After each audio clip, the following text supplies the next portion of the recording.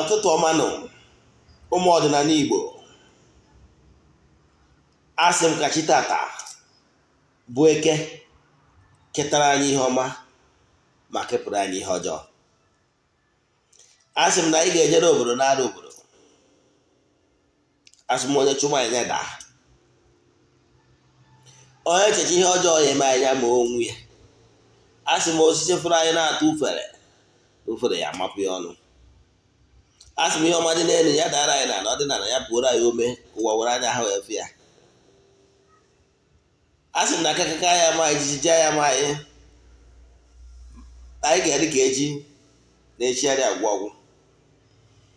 Asị m n'ọnụ n'ihu n'ihu ka oke nwe na-ama, maka na nche eme odogwu. Asị m na igbo n'ihu na anyị ga-ebute mma, igbo n'azụ, anyị bute mma, igbo n'aka nri, anyị bute mma, igbo n'aka ịba, anyị bute mma. Asị m onye fụrụ anyị cheta nwa ya nwụrụ anwụ n'ọzọ ga-anwụ. Asị m egbe belu ugobelu nkesị ibi ebe na ya gosi ya ebe ọ ya ebe. Ọ bụrụ na o gosiri ya ebe ọ ya ebe, nkwukwa ya ọ ihe m kwuru. Aka m bụkwa onye nke gị, Eze-Ana, Ugochi tubelu Oraifite Ogbuefi. Abụkwazi m onye isi nchụaja na Ugochi tubelu ọdịnala temple. Anyị na-agba afa miri emi, rụkwazi ọrụ mmụọ dị iche iche, maka na afa bụ spiritual lab. Afọ a bụ ihe mbụ na mbụ kwesịrị ịma. Ọ bụrụ na agbara afa miri emi, ma na-asọ ọgụgụ 50% of your challenges, maka na ahapụ isi gọwara ike ajụ. Adahapụkwara isi aka wee na-agba ụrịọm.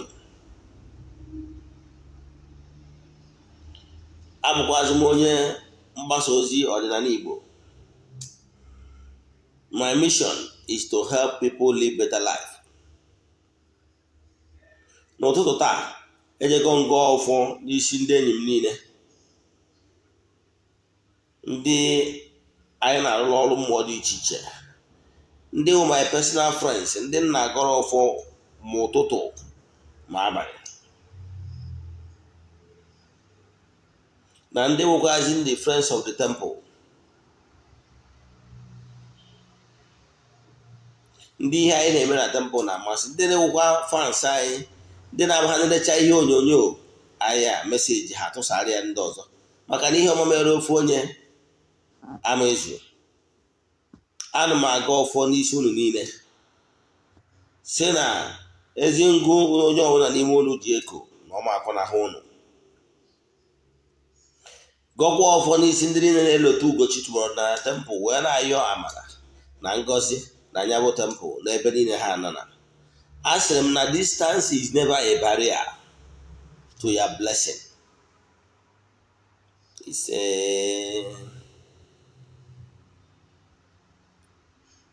N'ụbọchị taa, anyị na-akwado nkwado gbasalụ ọkwa dị mkpa kwesịrị ịma. Anyị na-akwado nkwado gbasalụ consecration, ngọzi anyị ga-agọzi obi ezumezu n'Ugochi tubelu na temple, gọzikwazi healing water, the new borehole dị n'ebe ama egwuregwu ndị mmụọ ozi akpọrọ Angels Field n'ọnụ oyibo. Then wee na-akwadokwa maka ya bụ installation of the altar n'ime ya bụ ama egwuregwu ndị mmụọ ozi bụ akpọrọ Angels Field. Yes, nke a ga-eme na January 1st, 2022. Ọkwa n'ụbọchị anwa ka mma nọ n'ime obi ọfụ anwa wee release the new year messages. n'ụbọchị dị etu anwa, ọ bụrụ na ị nọ anywhere around Anambra steeti, bịawa na Ugochi tubelu na temple, maka na anyị ga-egbu efi, gbukwazi ebunugasị na ọkụkọ, a ga-erikwa ṅụọ, a ga-ebu n'ihu n'ụbọchị ahụ. So ọ bụrụ na ị nọ around Anambra steeti ma ọ niile ebe ọ bụla na Naịjirịa, mana ị ga-abịa Ugochi tubelu na temple, nwanne ṅụọ ọgwụ afọ wee bịawa. Yes. Ya bụ mmemme bụ New Year Festival. Bịa na Ugochi tubelu na temple, anyị ga-eri ṅụọ ụbọchị ahụ, chụkwazi aja, wee kpee ekpere n'isi ndị niile fans and friends of Eze-Ana Ugochi tubelu Ogbuefi. Ọ nnukwu mmemme ka ọ bụ. Mme provide ihe a ga-eri ṅụọ anya bụ ụbọchị. Echefukwana n'ụbọchị ụka ọbụla na Ugochi tubelu na temple, anyị na-enwe counseling. Counseling is free, mana ịgba afa a na-akwụ ụgwọ. Mana mgbe ọbụla ị ga-abịa na temple ụbọchị ụka, echefukwara na ị ga-esendịrị meseji. Na-esendịrị meseji ka buko ka adị shọ, maka na achọọ m ka overcrowded, ka ọ bụrụ mmadụ onye mma afụ n'ụbọchị. Maka na m like inye onye ọbụla adequate audience. Maka na akpakpọ ogwu dị n'ụkwụ, ọ bụ eru ana, ọ wee bụrụ ka anya bụ ihe si wee gaa. So ndị mmadụ ebukwubekwana maka isonye na aja anyị ga-achụ New Year 14 days ritual ga-ebido na Jenụwarị 5th. So ọ bụrụ na ị chọrọ ka isonye na nke ọnwa Jenụwarị, then send a message na WhatsApp. Abịakwa n'ụbọchị taa, isiokwu nke ụbọchị taa, gee ntị ma gee ntị nke ọma. Ọ bụrụ na ị na-afụ meseji a, ị mara na gụnye onwe gị na onye nwere nnukwute isi awele, maka na ihe a ga-akụzi n'ụbọchị taa bụ a big eye opener, something that will change your stories, something that will change your stories from grass to grace. Ya bụ gee ntị, ị na-erecha ihe onyonyo a, tụsara ya nwanne gị. Isiokwu nke ụbọchị taata bụ ihe niile ị kwesịrị ịma gbasara water element, ndị mmiri, na ihe niile ị kwesịrị ịma gbasara etu the activities of the all elements. Then nke nchịkọta ya bụrụzie ihe ị kwesịrị ịma gbasara Okeite, ma ọ bụ ọgwụ ọbụla agwọrọ agwọ maka ego. Daalụnụ. Ihe njọ ka nkọwa tata bụ, ana m ayọ ndị niile, ndị mmadụ, ọ bụrụ na agbụrụ gị ọrụ ma ọ bụ na ije gị ebe ọ bụla ije, wee sị gị na agbụrụ gị ọrụ n'inwere kọl, biko jụọ onye ahụ na-agbara gị afọ anwa kọl ị nwere, kelee ụdị kọl ọ bụ, in what regard. Ị bụ onye ga-abụ alụ ọrụ gị agwụ, hazie ezumezu mmụọ so gị nụ, ije mewekwa biznes gị. Maka o nwere ndị bụ na agwụ ha nwere dị too small,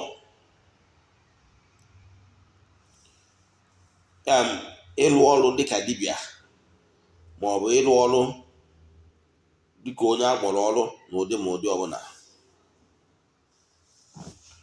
O nwere ụdị ọrụ ọ ga-abụ agwụ gị ga-abụ ọ bụ na agwụ gị pee mpe isi ka ị jee rụwa ọrụ dịka onye agbọrọ ọkpụkpọ oku, ị mara gị na ị ga na-arụ ya agụụ a na-agụ gị, maka na agwụ gị abụrụ maka ịza ọkpụkpọ oku iji wee bụ ibu ndị mmadụ. Na agwụ gị nwere ike bụrụ agwụ nke ya bụ ịchụkwacha ya, ọ bụrụ agwụ afịa ị na-emekọrọ onwe biznes, ọ bụrụ agwụ ọrụ ị na-arụkọrọ onwe ọrụ, na ọ bụrụ agwụ ya akpanyewu ego. Maka na ọ bụrụ na agwụ agbakọtara ị na-arụ ya bụ ọrụ na-aza ya bụ oku gị, agụụ a na-agụ gị. Ghọtara ya? So agbachara gị afa ịmalụ, and ọ bụrụ na agbachara gị afa agwụ gị si na ị ga-anụ n'ụka, kweta na ị ga-anụ n'ụka ma ọ bụ na ị ga-anụ n'ọdịnala, kaba ahụ ka ị kwụrụ n'ebe agwụ gị kwetara na ị ga-anụ ka ị wee dee ude.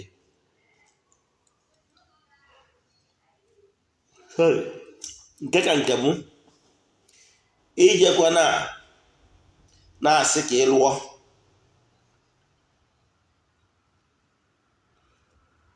ma ọ bụ ka ị na-aga na soshal midia na-ege ihe ndị mmadụ na-ekwu, ị ga-esizie ibido mewe apply, maka na agwụ mmadụ niile abụrụ ofu. Agwụso gị na agwụso m can never be the same. Ọkpụkpọ oku gị na ọkpụkpọ oku m nwa can never be the same. Ịghọtara ya? Onye ọbụla nwere the area of specialization. So ịkaba ahụ maintain ya lane, maka na ijeba ya na lane onye ọzọ ị ga na-akwụgharị ozi ya na-adakarịrị ndị akpọrọ ọrụ. Ọ bụkwa na akpọrọ gị ọrụ, nke bụ eziokwu ka m ma gwa gị, kabakwa ahụ jee chọọ somebody nwere nnukwu ọgbụgbọ oku na onye nwere obiọma ịkụziri ndị mmadụ ọrụ, ka onye a bụrụ ya spiritual father, bụrụ onye na-agaghị gị ga na-agbaziri gị onu. Ọ bụrụ ọsọ onye nwụrụ anwụ ka a na-emezi onu, onye dị ndụ a na-emezikwu ya onu. A ga-enwerịrị onye bụ ya mentor, onye ga na-akụziri gị the do's and the don'ts, and eche onye ga-edu gị ya bụrụ onye kwụnye nkwụ n'ụkwụ ya na-abụ, maka na onye isi anaghị edu onye isi. Ịghọtara ya? Onye isi anaghị edu onye isi, ọ ga-abụ onye kwụ n'ụkwụ ya na-abụ, ka ụnụ na-abụ ghara ịdanye n'ime onunu. Ọ ga-abụ onye na-alụ ọrụ a na-azọ ọgbụgbọ oku ya, na-aza ya nke ọma, ọnya ga-eduziwu gị nke ọma. Maka na onye isi duru onye isi, ha na-abụ ga-adanye n'ime gota. Ịghọtara ya? So ihe ọ pụtara bụ na ọ ga-enwe ebe ị ga-agbaji ihe a na-akpọ ịgbaji ọsọ agwụ.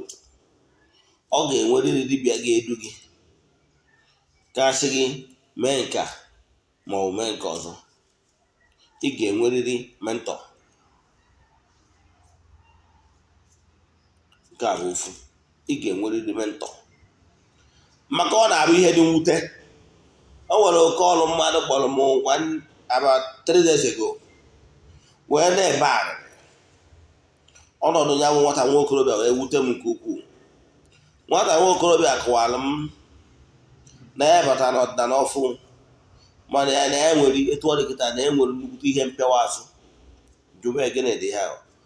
O wee sị m na o nwere ofu onye nwa dị arụ ọrụ ya ọrụ, na o nwere ofu eze nwaanyị nwa dị arụ ọrụ ya ọrụ, rụchazie ri ọrụ, ozi akpọchie.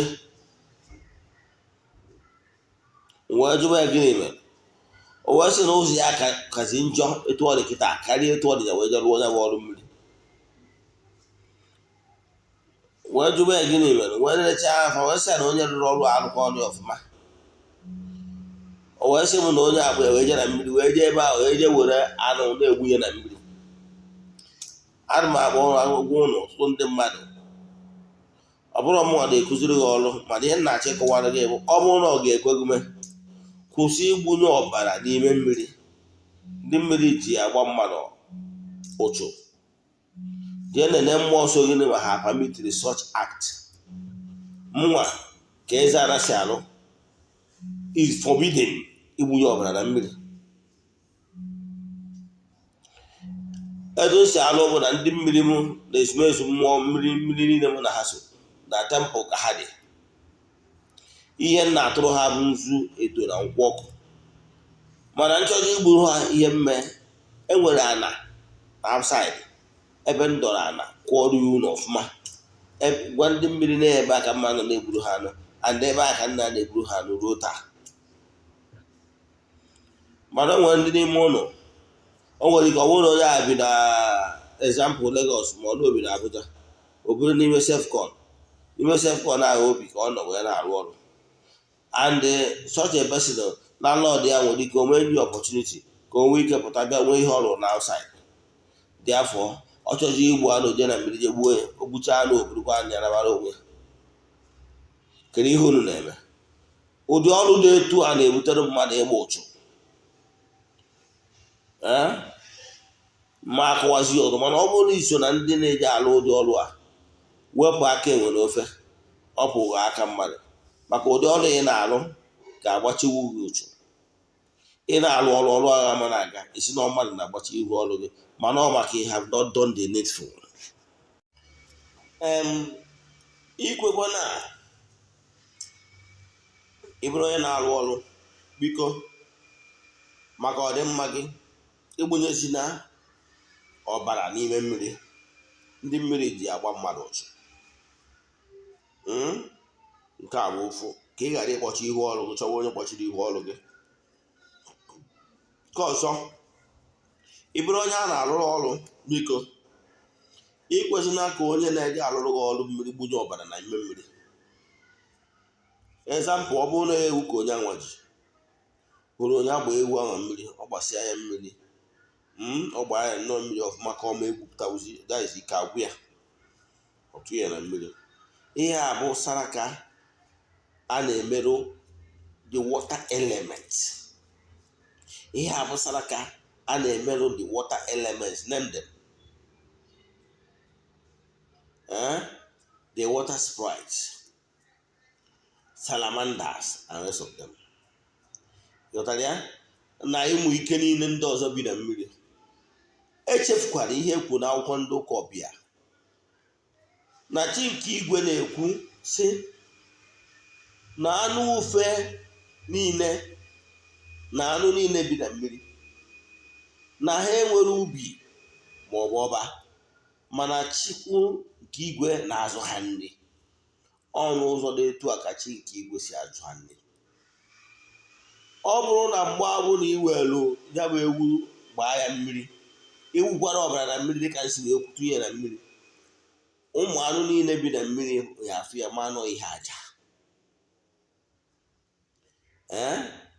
Then ịbatazie n'ụlọ etu mụnwa bụ Eze-Ana si alụ, iweruzie ebu ma ọ bụ ewu dịka isi alụ, bịazie gbuoro ndị mmiri gị so gị wee jee rụọ ya ma ọrụ mmiri, maka ihe iji na ọnwụ ngọ ka iji akwụọ. Ndị mmiri gị anwa dugara gị. Echefukwara na mgbe ọnwụ na ị were ewu wee nye mmiri onye rụrụ ọrụ, na ị ga-ewerekwa ewu nye ndị mmiri nke gị. Maka na emeghe n'ogwugwu emeghe nwayọọ si ike. Ghọtara ya?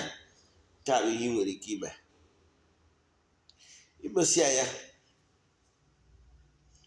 mgbe ahụ ị chụrụ ndị nke mmiri aja nye ha ihe ha eri, ị bịazie n'ụlọ gbuo ewu ọzọ ma ọ bụ ebulu nke ị ga-enyezi ndị mmiri nke gị.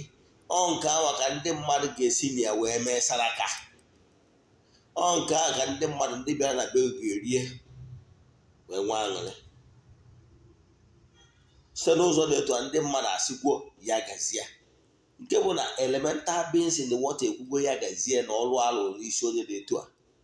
Then ndị mmiri nke gị nwa n'ụlọ adịgwo sị ya gazie, ọnya bụ na ọrụ agazie. Ịghọtara ya? Ụfọdụ n'ime unu na-eji maka akpịrị ego ịbịa iwere ewu jenye ndị mmiri nke gị ma ọ bụ ọkụkọ. Ihe ọ bụla inyere ndị mmiri onye na-arụrụ ọrụ ka ị ga-enyekwa ndị mmiri nke gị. Ịghọtara ya? I'm sick and tired of ụfọdụ ndị mmadụ apụta a na-akọmplen Eze-Ana na ihe ọrụ ha adịghị aga na ihe ọrụ ha adịghị aga. Ihe ọrụ ha adịghị aga maka na ịmụrụ ọrụ ọfụma wee jiri aka gbachiere onwe gị ihu ọrụ gị, ịgbụnyezi n'ọbara na mmiri ma ekwuzi okwu ọzọ.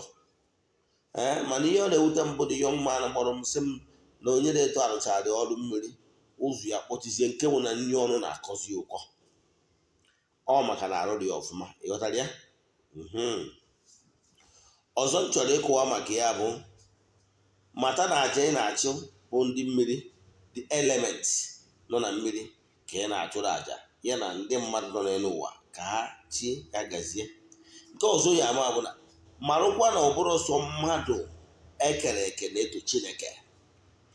Ihe niile ekere eke, all the elements, ndị nọ n'anyanwụ, ndị nọ n'ọnwa, ndị nọ na kpakpando, ha niile nọ under fire element. Then nwee ndị nọ n'ikuku, ndị na-agagharị na-eme mma, ndị anjelu nke Chukwu, ndị na-eji oru na-eji Igbo. Ebe ọ bụla ikuku rukwara n'elu ụwa ha ga-eru ebe ahụ. Ọha nwa the energy nọ behind the air. Ọha bụ ndụ nọ behind the air. So ha nwere element. Nwekwa element ndị nọ na mmiri. Name them the salamanders, the water sprites, etc. Etu a ka ejikwa the land element, the mother earth. Ihe niile, all the elements, ndị anjelu nke Chukwu, ha niile bụ ndị na-ejere Chukwu na mmadụ ozi. Aha akpọrọ ha does not count.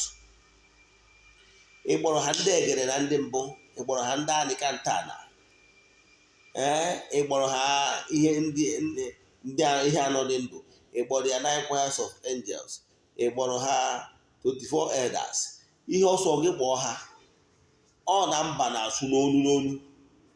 So afọ akpọrọ those elements does not count.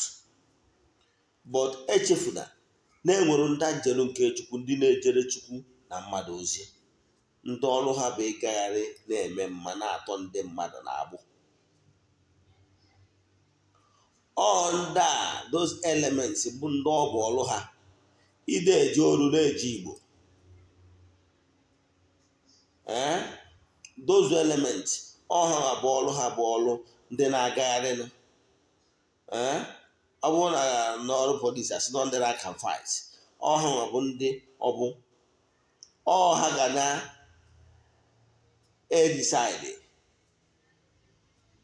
due to report ha dere gbasara ndụ gị, ga-decide onye a ga-atọ n'agbụ, onye a ga-ahapụ, na onye a ga-level charges against.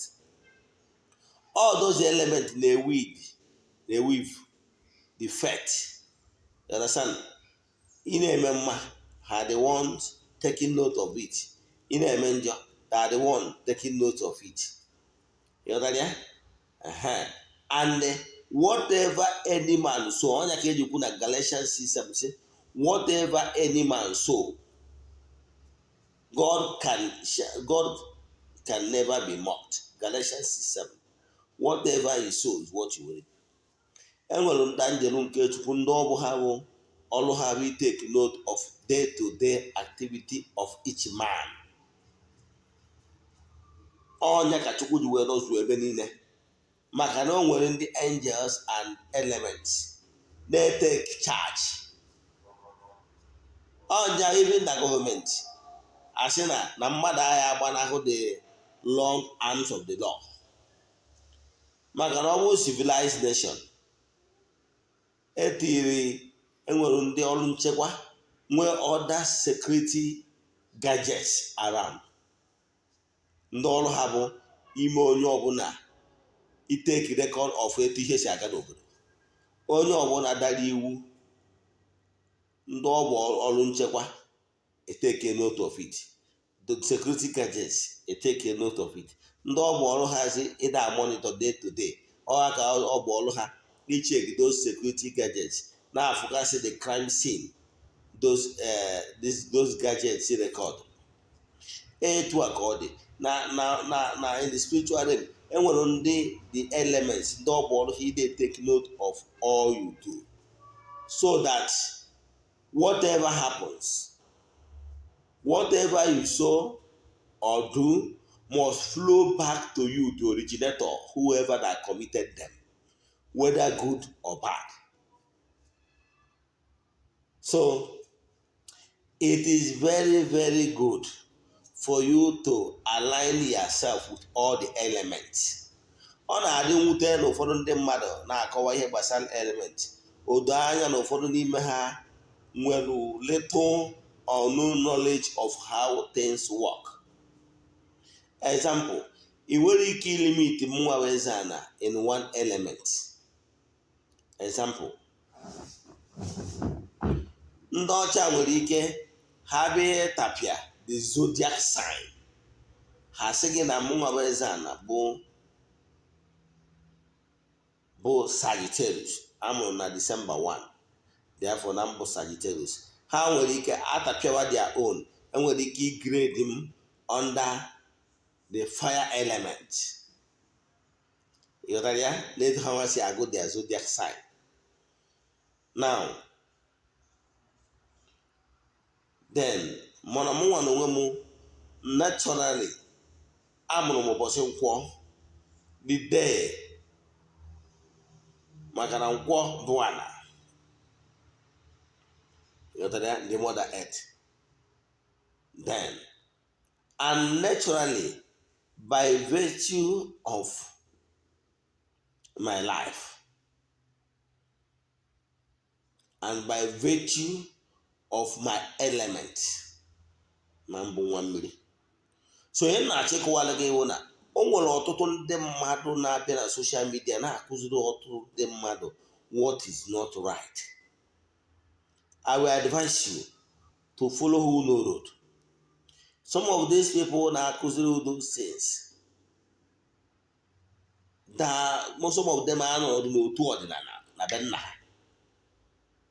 They did not even belong to any ọdịnala, a legitimate ọdịnala group.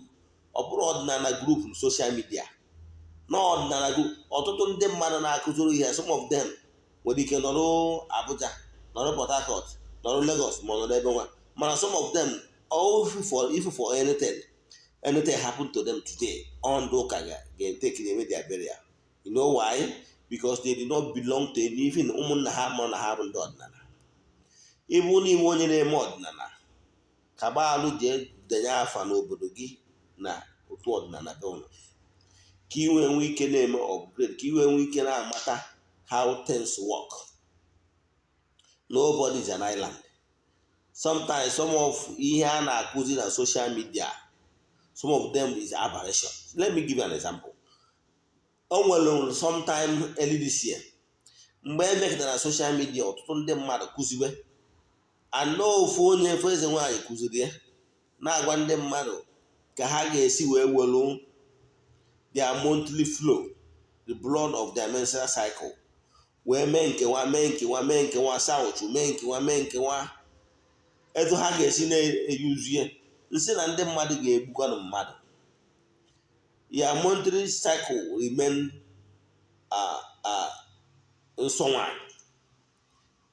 Eso m na ndị stood up against that teaching. Nwere na-agwa ndị mmadụ, ndị na-asị gị were ya menstrual cycle mee nkewa ka ụzụ na onye a na-akụziri ite awụ na elu onye dabe ndị ya. O yuzugo that ọ na-akụziri na social media, the power of social menstrual cycle. O yuzugo ya n'ebe ụmụnne na ụmụnne nọ. O yuzugo ya n'ebe ya onwe ya nọ. Akụnụba wee ju ebe niile bifo ọ bịa na-akụziri gị ka ị ga-esi wee na-eji social menstrual cycle wee na-ekechi nwoke. And so much taboo a na-akụzi. N'ọdịnala Igbo is never ọdịnala Igbo. I made a video against it. Also the ihe to suppress wa mgbe challenge most of them say ndị niile a na-ekwu na-agbasa okụzichara that narrator of ndị mmadụ ndị copyright bido copywa ihe ahụ ọ na-akụzi ọtụtụ ndị mmadụ ma eze nwaanyị bido kụzibe. I stood against it because it's not ordinary and it is never so. And so many claims ha mere which is false. Maka na nọ n'ọdịnala bụrụ an authority n'ihe gbasara ọdịnala. I grow through the ranks. Wa akpa aja bụ na-eme dibịa chi ọzọ chizuo ihe niile a na-echi echi n'ọdịnala Igbo. Ghọtara ya? So ọtụtụ ndị mmadụ na-chi mgbe ụfọdụ cheke the pedigree of onye na-akụziri ụsọ certain things. Those na ọ na-akụziri iwu meghị ya apply na enwe results ka ọ just for the sake of ga na-akụzi. Ụfọdụ bịa ha limit ndị mmadụ to a particular element. The truth of the matter is that it is very possible for you, yes, go on, to develop your spiritual consciousness and for you to go have a link across all the elements. You are destined to develop and mature and become friends with all the elements, because all the elements, all of them are abundant in Okechukwu. Then I got in a. So why limiting yourself only to elements? For them the focus is your attention. I just give you element here. To explain it further, ị nwere ike ịbụ onye mmiri and they have a cordial relationship with other elements. Nke ọzọ chọrọ ịkụwara gị onwe onye nwekwana ka mmadụ ọbụla akụziere gị na amụọ ụbọchị orie na-enwe ọtọmatikali onye mmiri. Ọ bụrụ eziokwu. Onye amụrụ ụbọchị eke ka mbe onye mmiri, onye amụrụ ụbọchị orie ka mbe onye mmiri, onye amụrụ ụbọchị afọ ka mbe onye mmiri, onye amụrụ ụbọchị nkwọ ka mbe onye mmiri. The same thing with other elements. Ị bụrụ onye mmiri, you can build cordial relationship with other elements, the air element, the sun or fire element, the land, and other entities of powers.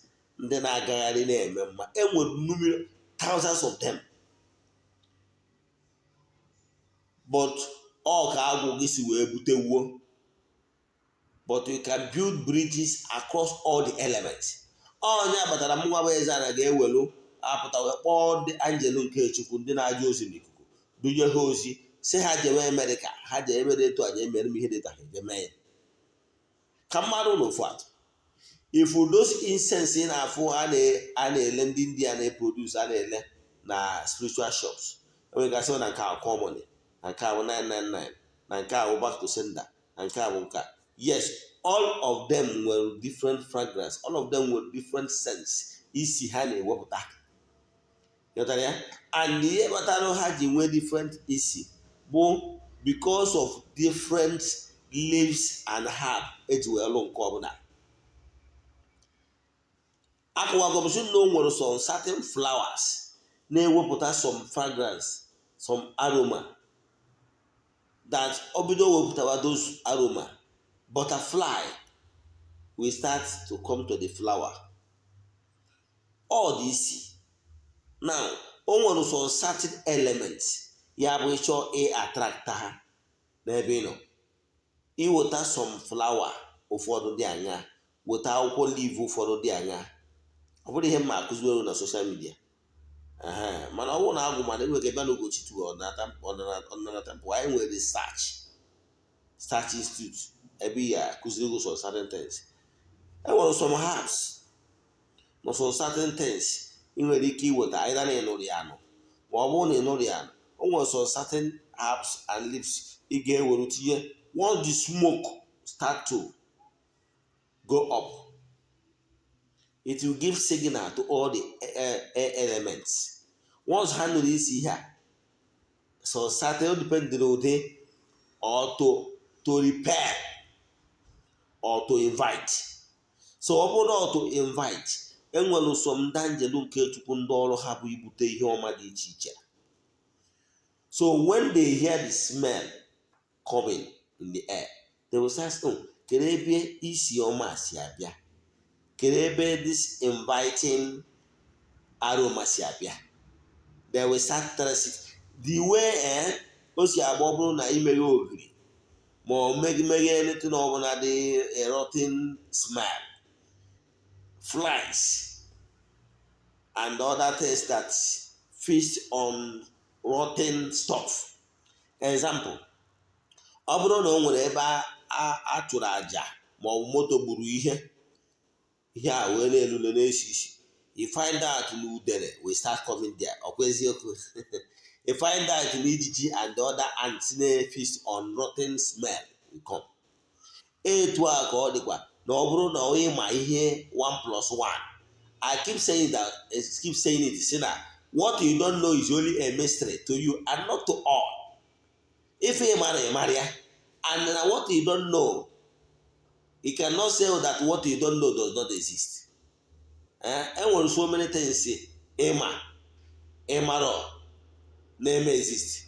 So ọnwụzie na mgbe ụfọdụ ọnwụ na ịbịazie bụrụ na those aroma ịmara 1+1 anwa ndị na-eweta good aroma, once you tinyere ya, they start going up. Those elements and ndị angel nke Chukwu ndị dị attracted to that particular aja, depending on the chọrọ ịchụ, will start coming. If they come, you now send them message. Ọ gbaragharị mana nke na-eme eme. Example, ọ nwekwa ihe ọzọ ịma wee mara gị atụ. Ndị na-eje Katọlik mana na mgbe ọbụla ha bidoro ịchụ aja, maka na ihe ha na-achụ ụgbọ aja, mana ha si na aja masị, ha sizie na aja ka ha na-achụ, mana site na ịgba ụkọ ndị ụkọchukwu na ọ dị agbazi mme. Mgbe ahụ ụkọchukwu ya ebido ịchụ aja, ifu na ọ na-ewere chakol tinye n'ihe a na-akpọ trebụl. Then so o tinye na that their destiny, tinye chakol bido chaka ọfụma. Ifu na ụkọchukwu na-ewere frankincense wunye na ya, smoke ebido pụwa na ya, n'ọnya ka ọ ga-ewere wee fee around altar. Reason, they believe that sending federal incense na aga ata ụmụ mmụọ ndị ga-esonyere ha na aja masị. Ịghọtara ya? Mana ana m achọ ịkọ na iburu onye ọdịnala, you go beyond that, maka enwere so many ahịhịa ụfọdụ ọtụtụ n'ime n'ụlọ nwere ike na-agafe, mana ị mara ihe ọ na-alụ. Ịghọtara ya? So ụmụ ihe na-etu akọ ya bụ eweta 1+1 tinye ụmụ mmụọ bụ izie ha ozi ejebe. Enwere ndị na-eji ọrụ n'ikuku, nwee ndị na-arụ n'anyanwụ na ọnwa kpakpando. Ọ maka ndị nwere ike ịdasị na ha na-echesọ ka mgbe new moon ritual bidoro ka ha wee mee ritual. Na mgbe ahụ ka ha ji eche ka ha communicate to the elements ndị na-arụ ọrụ ndị a n'anyanwụ ma ọ ọnwa ma ọ kpakpando. Mana na o nwere onye na-ebe ọ nọ can summon those elements anytime. Zie ha message. Ị na-ediri ichewe ka new moon bịa iwe ike wee send ha message. What you don't know, you don't know it. Do you know na ọdịnala Igbo dị omimi? Ọnya ka ndị Igbo ji enwe ihe a na-akpọ ịdọtụ anyanwụ na Eze-Ena. The power of the sun that energize. All that power of the sun. That power of the sun ahụ adọtụzie ya dịka anyanwụ na Eze-Ena. Adọtụzie that power of the sun dịka anyanwụ na Eze-Ena ọnwa. Efu na you can communicate even mgbe anyanwụ apụtabara, maka na ịdọtụ gị ankọ ya na ya place of work. So nke a bụ element ihe kwesịrị ịma, the work of elemental beings. Mmadụ na-ada apply bi onwe eche na ọsị ya bụ ihe na-eto Chukwu. Ihe niile ekere eke na-eto Chukwu. Ọ bụrụ ọsọ mmadụ na-eto Chukwu okike. Ọ bụrụ ọsọ mmadụ na-eto Chukwu okike. So all the angels of the Most High na-eto Chukwu.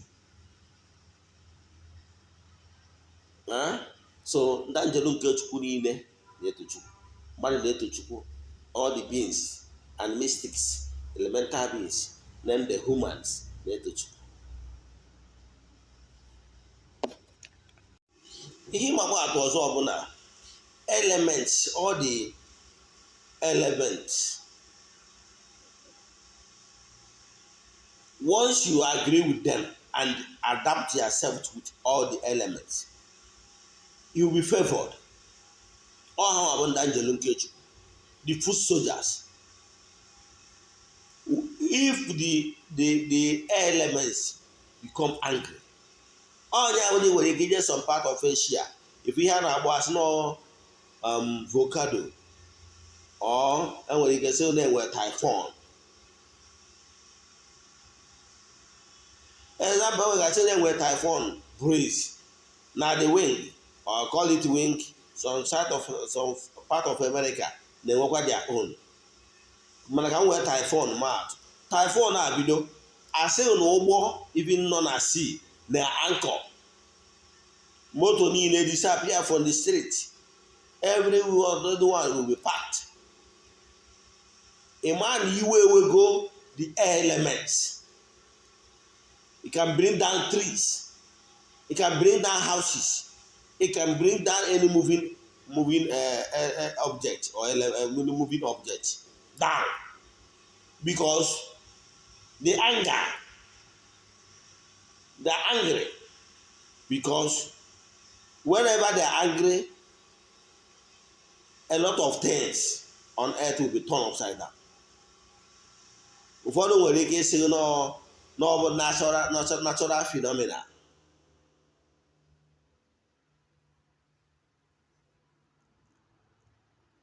What are those natural phenomena? Those natural phenomena wụ mgbe nature revolt. Instead of becoming a blessing to man, it now turn against man, start flogging man. Things will start going wrong. All now na nature revolt will go against man. So ọ bụrụ na sun react against man, enwere ike a na-agwa gị na enwere ozone layer adọkago na so many things from the sun is causing, too much sun is causing challenges, instead of becoming a blessing, which sun is the energizer. Because without sun, ihe akọrọ akọ ama eme. Without air, where is the oxygen? Without water, mmiri bụ ndụ. Ihe niile nke ọbụla iwe dị n'obi, obido result ụgba na punishment to man to living, instead of becoming blessings. Ọnya batara nwere mgbe gboo nwere ọtụtụ ndị mmadụ gbara ọsọ ọchụ bụ na mmadụ commit the murder, sin against the mother, kwafuo ọbara. Therefore, ndị niile the inhabitants, ndị niile bi ebe ahụ ma ọwụ na agbụrụ ma ọwụ ezinụlọ n'ọkwa kwafuru ọbara ga-agba ọsọ ọchụ, maka na ha ama na there must be repercussion of ịkwafu ọbara, because blood is thicker than water. Ịghọtara ya? So ọnya mere ya ịgba ọsọ ọchụ. Even the people that committed the dastardly act, ndị gburu Jesus ndị ụka ọbịa, they knew that what they did is evil. Alụ ka ha mere, and ha ma na-enwe severe consequence for daring to kill. Ha say, let the blood be on their head and their children's head. They don't even need to talk, even without them saying it. You know, exist. Onye ọbụla na-eji ajọ omume nke ndị bụ nna wee lụta generation and to the fourth generation. You see it? So all the elements, you must make yourself a friend to them. Maka ngozi. Ọ bụrụ na ị dị friendly with all the elements, bidogoro na the sun element as moon stars that are there for you, blessing you, standing by you. Sky will be a starting point. You are close with the water element. Blessing. Don't forget the waters have blessings, a lot of wealth. Kpatara na mgbe ejide Jizọs ndị ụka ọbịa wee sị ya ka e kpatara na ndị na ndị otu ụmụazụ ya da-akwụtasị. Ọ gwara Pita si ya jebenụ na mmiri, azụ izuzu ụnụ ga-akụta, mepee ya ọnụ na ụnụ ga-afụ ego ka unu wee je tụọ ụtụ. Ha jekwa akụta ya bụ azụ, mepee ya ọnụ, fụ ego were je tụọ ụtụ, igosi na ndị mmiri nwere ego. The same thing with all the elements. Without energy, without oxygen, without ikuku, kedu ihe ndụ ọ dị? Ọ bụrụ ndụ a ikuku a bụ ihe dị n'ime mmadụ, ya bụ mmadụ kwụsị ya na iku ya bụ ikuku, onye ahụ na ọnwa adị ka ozi ana mgbe anaghị mother earth ya bi angry, onye ahụ na-efere earthquake na onye ahụ na-ana meghere mmadụ wee dakpuo ana kuchie. Ịghọtara ya? So once you are close in relationship and you are living in a harmony with forces of nature, you will be smiling. So try as much as possible not to hurt your fellow man, ịkwafu n'ọbara n'ụdị ọbụla. Don't commit evil. Ịkpọrọ nwunye mmadụ ihe niile agba alụ, don't do them. Once you live an upright life, gbaa mbọ etu nwere ike, you will be blessed. Those elements will become your friends. Ha ga na-ewetara gị oke gị aka nri aka ekpe. Ihe ọma ọbụla bụ nke gị. Ebe ọbụla ekwutara okwu gị, asị ya dịrị gị mma, mana mmadụ mana mmụọ. Ọ gwụrụ ka nkọrọ gị akụkọ eme na akwụkwọ ndị ụka ọbịa, nwe onye a na-akpọ Dọkas. Dọkas a wee bụrụ na ọgọ Pita. Ewee sị na mgbe Dọkas nwụrụ na Pita bịara, ndị mmadụ wee na-asị Pita na ihe Dọkas mere anyị, ndị mmadụ na-agụsị ihe nke ma ọ bụ ihe nke ọzọ uru ha ritere na ebe Dọkas nọ. Ewee sị maka ihe nke a, maka ihi na severe bụrụ the umbilical cord na akpọchieta Dọkas n'ọnwụ na ndụ. Ịghọtara ya? So all the elements can testify good about you, and good thing will start flowing back to you. Onye anya ukwu ewutere ya, onye anya ọkụ ewutere ya, onye ekwuru na anya ukwu ama stop ya. Onye abụ ihe njikọta na nna achị ndị mmadụ ndị na-asị ka ha jeruo Okeite. Mụnwa bụ Eze-Ana bụ number one person dị against ndị mmadụ ijesi ka ha jee gwọọ ọgwụ maka ego. Ọgwụ agwọrọ maka ego, stepping on toes, trying to jump the natural process. Ọtụtụ ndị mmadụ na-eji agwọ ọgwụ ego, chi onye uwe ya ofidiro. Ndị ichie ebe nne na ndị ichie ebe nne ochukwara ezumezu mmụọ nọ na ngwurube nne ya, agụụ na-agụ ha. All the elements kwesịrị na ọ ga-echukwa ihe niile dị n'ụzọ nwere nke o chukwara echukwa, ọjọọ mpụọ na echọrọ ịgwọ ọgwụ ego. Ọtụtụ na-abịakwute si m Eze-Ana si mana m adịghị agwọ ọgwụ, ihe nna ya chọọ bụ aja ihe ọma, aja mbuli elu, aja ịpụta ihe na aja karịrị ọgwụ. Na ihe na-eme mgbacha afa miri emi, amara m ihe dị n'ụzọ gị. O nwere mmụọ nọ na ngwuru na-agba ụta, na-agba ụnụ ụta, ndị ngwurube ụnụ na-ekwu na ụnụ ama afụnata ihe ọma maka na-emegburu ya. O nwere ike ọ bụrụ nwa ọkpụ, ma ọ bụrụ nwa ada, ma ọ bụrụ mmụọ nọ na ngwuru, ma ọ bụ mmụọ onye na nna nna ụnụ ha nwere ọgbụgba ndụ. Maka na ị kwesịrị ka e nwee any element that is revolting against you or your family or your success. Afọ a agbacha afa miri emi, ndị a ga-esetụrụ, ndị a ga-achụrụ aja, ndị a ga-ayọ biko. Mgbe ala anyịchara gị wute all these elements, akpọzi ha ngwa bịanụ na ife anyị nwe oke ege na ọla anyị nchekwakwa wutu ụnụ nwa na onye go ụnụ oku ụnụ ngwa jikọọ na aka ka ụnụ gọzie ya. Enene ma agwụ gị, agwụgwọ na-atụ gị anya n'aka, ịbụ onye chukwara agwụ gị. Maka na onye ọbụla nwere talenti ebe ọ ga-esi wee du udo. Nwere ndị bụ genius n'ahịa, n'ụdị biznes ọbụla kpọọ ya game changer. Now ịchụkwacha agwụ niile wee sizi agwụ ngwa bịa na chụta na ego ka onye a wee mee onwe ya. Agwụ ya banye ọrụ, agwụ ọrụ ya bụ ịchụta ego. Ịghọtara ya? Ego ga-abịara abụọ natural money. Maka na ọwụ na ezukọ ọnụ kwanye nwa n'olulu, ọ dị agba n'afa. ezumezu mmụọ niile so ya ancestors ezumezu mmụọ niile so ga-ejikọ anya wee sị yes na Ifeanyị Okonkwo omeghị ihe o kwesịrị ka eme ka anyị gọzie ya. Mmadụ ama akwụsịgbu ya maka na ị nọkwa onye jee kọọ ugbo kụọ ọka during the harvest, you go and harvest your corn, nobody will stop you because all natural things that you have sowed, you sow good things, therefore you will reap good things. Mana when a na-asị na akpa na akpa n'ọfọ, mana mgbe ịkpara na ana ịkpara n'ọfọ from nowhere isi dibịa ngwa rụọrụ gị Okeite na ịchọrọ ka ibute ego gịnịzi ọ na-abụ onye amaghị ebe ọ na-eje ojebe. Ụfọdụ dibịa maka na ọ nwere ike ọ bụrụ na ọ laikiri ego, onwekwa onye alaikiri ego na ego dị mkpa ọnụ ụwa ego ka anyị nọ, mana iri na nke onye abụ ka irichi ụzọ onye ahụ wee kesịgo oke ngwa. Ọ bụrụ onye chọrọ ịrụrụ gị ezigbo Okeite gara ọnụ kama na nke nwere eziokwu na ofu ihe ụfọdụ a na-alụ ụfọdụ n'ime abụrụ Okeite, ma the main Okeite is very expensive maka ihe na ngwongwo dị n'ime ya.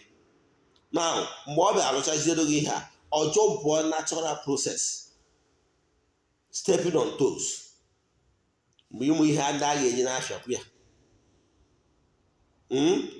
Eleghị anyị na-achọwazi so certain things bụ ihe abụrụ natural things ka i wee na-maintain ya. Mgbe ahụ echọwazie ma o nwere nwa agbọghọbịa ma ọ bụ onye ihe were ihe o ji ma ọ narị ya ihe wee na-maintain ya wealth, ya pot of wealth. Mgbe ị na-emezi etu ị na-step on toes, you know why? Onye ahụ ị na-anara akara aka ya ma ọ bụ onye ahụ ị na-estepụ on toes ya ọsọ ya bụrụgoro nwa agbọghọbịa iwe na-eri ya ọrụ wee na-anọdụchi ya pot of wealth. Echefukwara na o nwere mgbe ọ ga-eruo ọ mara onwe ya. Mgbe ọ mara onwe ya o nwere ike kụọ ezigbota mmụọ siri ike mbamba o chukwa ihe dị n'ụzọ ya. Mgbe o chukwara ihe dị n'ụzọ ya, ụmụ mmụọ niile anwa ụmụ ezumezu mmụọ anwa o chukwara ga-ebido gaba n'ebe dị iche iche ebe niile atagharị ya bido liberate ya. Eliberate wee bịaruo ebe ị nọ, iwu na ihe ọbụla ị agbọ ihe iriri. By then those forces sozienu bịazi recover ihe niile furu efu ebido gbawa ụgwọ maka na ọ gwụrụ ebu na ebu na ọgwụ ebugoro na-amezi bute onwezi onye nweta ị na-eme ịmọwụ sigụta grabụ ego ọ gwara onye ya anara ihe okerere ya ị na-anara ka ị wee dịrị ji. Mana echefuna na ụbọchị niile wu nke onye ochi otu ụbọchị nke onye nwụrụ. Ụbọchị mmụọ so ndị ahụ step on their destiny ga-ebido ịgba ụgwọ. Nothing will save you. Even if you run back to the person gwọrọ onye agba ọgwụ ego, ihe ọ ga-anakwazi gị and ihe ndị ọ ga-ana gị bụ maintenance is not solving the problem. Because na ị ga-akwụnyere igwu ihe iriri. Therefore ihe ị ga-emezi mgbe ahụ bụ ịchọwakwa ka o nwere ihe any solution ewee gwa gị nke karịrị nke mere eme imekwa. And it's just a matter of time. Maka na ihe ị na-eme onwe mmụọ bịara ịgbawa ụgwọ ime ya peace. Small time nke anyị mere na peace will fail, you still come back. Then what is the essence? Na ịkpachara akụ mana eriri eri ma ọ na ịkpachara akụ nwunye gị na ụmụ gị enwere udo ma ezinụlọ gị enwere udo kerisia. Ọ kara mma na ifolo natural process. It might be slower, yes. Mana ụfọdụ n'ime ọ na-adị ụlọ osisi might be slower. Ichukwa ụmụ mmụọ so gị na yozie ha gozie gị, ha nye gị connection, ha nye gị favor, ha restore all ihe niile furu efu. Naturally, things that belongs to you will start coming. Ebụkwana mbe nọ n'ụlọ nga for donkey years. Odozi ụbọchị a na-achọ ịkpọpụta n'ụlọ nga ọ sị biko kpọpụta na ebe a na nsị esi wuo ya. Take where you are today or what you are suffering today does not start today. It's a decision of what you took. Decision you took 10, 15, 20 years ago. Or maybe the decision you took in your previous life. So it's a gradual thing. You start aligning. It's not magic. It's not magic. Let body be alụchara ọrụ ihe ọ ga-emewu ole nke ya gị na entities of powers money na-ewere gị iwe ka iwe ha dajụọ. And iwe ha dajụọ, they will stop blocking whatever that belongs to you. Good things ha niile etinye aka. O nwere nke wụ na-erụchara mmadụ ọrụ within days iji rụcha ọrụ ife ya bịawa depending na mmụọ ndị a ga-esetụrụ na mmụọ ndị dị involved na mmụọ ndị kwechiri na ha ekwere. Nwe nke nwere ike take weeks, nwe nke nwere ike take up to a month. But ihe dị mkpa bụ consistency wind na-esi ego juru oyi. So ọ bụrụ na ọ ga-ekwe gị mee, sepụ aka n'oke ite nwere ike ibutere too much money at once, mana at the long run ibido gbagharịba. O nwere ndị nke na-abịa asị m Eze-Ana na o nwere ebe a ji eme oke ite, mana ụfọdụ asị na oke ite nwe alụ ọkwụdo ọlụ, ụfọdụ asị mana na ya chọziri imebi ya. Si ya, what do you want me to do? Go back to onye mere ya na ịghọtara ya. So onye na-achịkọwara ụmụ Igbo na anyị ga-adị nọ. Onwe ihe ọbụla ịghọtara n'ụzọ ihe ịta nkụzi taa bụ ihe ị kwesịrị ịma gbasara ndị mmiri and how things work, ka a ghara ịgbawa ụchụ ya na ihe ị kwesịrị ịma gbasara elemental beings. And nke ịtọ bụ ihe ị kwesịrị ịma gbasara Okeite. All these three things ka anyị treat n'ụbọchị taa. Send their own message 0805 78 37 672. Eze-Ana Ugochitubelu bụ aha m. Also phone number phone number ị ga-eji nweta m. Enwere m another phone number, WhatsApp number ị ga-eji nweta m na-abụrụ sọ nọmba mkpọrọ kịta. Ekwubie m okwu n'aha Chukwu Okike nke pụrụ ime ihe niile, na-akpọ elemental beings and mystics, ndị anjelu nke Chukwu na-eje ozi na East, bido n'obodo ahụ Nigeria wee jebe mba ofesi. Let there be cause breaking, let there be open doors, let there be upliftment. Ekwubie m okwu n'isi ndị enyi anyị niile, viewers and followers all over the world. Receive blessing, receive open door, receive upliftment. Ayọrọ m nke a n'aha Chukwu Okike nke pụrụ ime ihe niile, onye ike niile si n'aka ya bịa. Ise entities of powers from the east, from the west. Ndị anjelu nke Chukwu ndị na-agagharị na-eme mma, jebenụ na Nigeria, ebe dị iche na Nigeria, jebenụ mba ofesi, mba dị iche iche. Distance is never a barrier. Let there be cause breaking, let there be open doors, let there be upliftment. Dị niile n'ụzọ ha gbachiri agbachikwa ụzọ ha gbaghee. Dị niile na-atụrụ ịga mmụọ ịga mmadụ, let the chain be broken. Let there be cause breaking, let there be upliftment. N'aha Chukwu Okike nke pụrụ ime ihe niile, onye ike niile si n'aka ya bịa. Entities of powers from the north. A sị jebenụ Oru, jebe Igbo, jebenụ Nigeria, jebenụ mba dị iche iche, tụmanụ ndị mmadụ na-agbụ. Let there be miracles. Ndị kwesịrị inweta alat ndị enwetabere, ndị na-alụ ọrụ, ndị na-alụ ka elefant, alụcha ka elefant rie ka ọkụkọ. A sị ka ihe ọhụrụ bido mebe n'aha Chukwu Okike nke pụrụ ime ihe niile, onye ike niile si n'aka ya bịa. Ekwubie m okwu for people in the south, ndị nọ na Nigeria, ndị nọ na mba ofesi, ebe ọ bụla ị nọ na-anụ under the influence of my voice. Ekwubie m okwu na-akpọkụ ndị anjelu nke Chukwu, elemental beings and forces of nature, ka ụzọ niile mechiri emechi meghee. Let there be miracle upon your life. Let there be upliftment. Ka mgbudi niile daa. Ekwubie m okwu megide ike ọbụla, any negative energy na-akwụsị ngọzi gị, si na bido taa n'aha Chukwu Okike nke pụrụ ime ihe niile, na egwu ọhụrụ ga-ebido kwụba, na ihe ọhụrụ ga-ebido mebe na ndụ gị n'aha Chukwu Okike nke pụrụ ime ihe niile. A sị na ọmaka ga-emere onye ọbụla ji ezi obi wee chigata n'ọdịnala. Ka anyị nata n'ọdịnala, n'ọdịnala bụ ụzọ ndụ. N'aha Chukwu Okike nke pụrụ ime ihe niile, onye ike niile si n'aka ya bịa. Ise agazie.